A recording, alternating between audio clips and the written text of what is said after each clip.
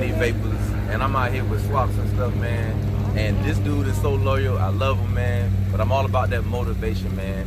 Motivation, cars, and money, man. Whatever that thing is that's in your way, it's only in your way because you ain't took the time to go around that thing. It's just in front of you. Go around that thing. Whatever it is, a person, a job, a place, go around that thing, man, and keep pushing. Yes, sir. Yeah, swaps and stuff, rims big as monster trucks, wide harnesses, yeah, boy, we stock them up. Hit subscribe so you know you stay in the loop. Hit the bell, new videos coming soon. Yeah, swaps and stuff, rims big as monster trucks, wide harnesses, yeah, boy, we stock them up. Hit subscribe so you know you stay in the loop. Hit the bell, new videos coming soon.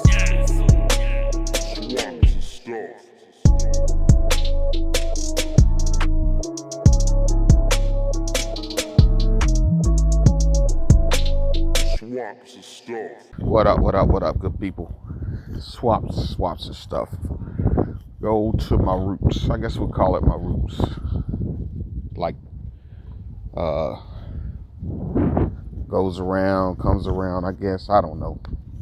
But I'm standing right here. Right here. Where I did my first motor swap.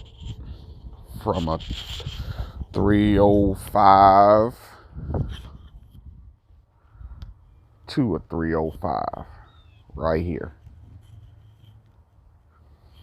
I had my uncle. He helped me. He'd been doing them for years. I'm talking body offs and everything, man. Right here. And we went from a 305 to a 305. And we did a body off, or we did a 305 to a 305. First time ever. So, what up, good people? We've got the DAKSEN 04/5 cylinder water temp 1/8 inch. And it also came with a set of adapters to put inside on the side of the head. This is for Blanco, of course. Then I also need to add these crush washers. So I'm gonna go and do that right now. Okay, good people. This is Blanco, the 84 Monte Carlo SS. I'll be telling you on the wrong date, the wrong manufacturer date. Sorry, apologize. I've been wrong. What we have here is a 5.3 swap, 07 5.3 swap, turbo, snake eater injectors, LS1 intake. It's a little John Stage 2 turbo cam kit, the whole complete cam kit, 4L80E, and a Ryan Jans Florida torque converter in it, and a Sanders transmission shift kit installed in this. So what we're trying to do, I don't know if you're gonna be able to see this, but there's my temp sender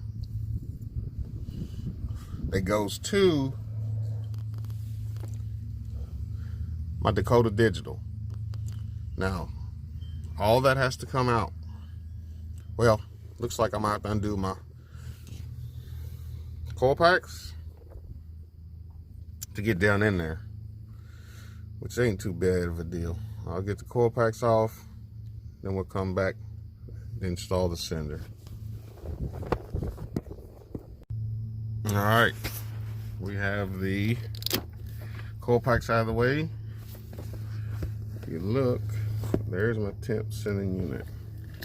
It's a 19mm/3/4, and we'll see what kind of fun I'm gonna have getting in there.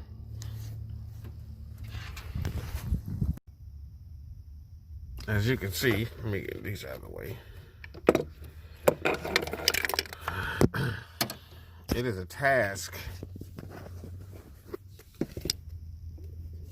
getting that sensor out. Why?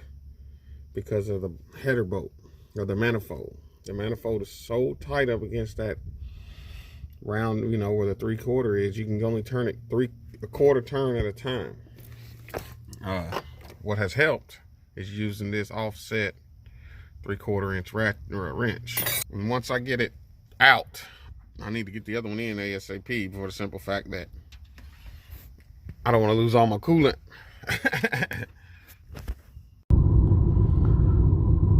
So we ain't got no fuel, which is probably about right. But our water temperature's working, oil pressure's working, RPM's working. Speedo, we haven't calibrated the speedo at all. We're a little rich over here on the start. This is a cold start. So about 11 pounds of vacuum on the boost gauge. So, but yeah, man, that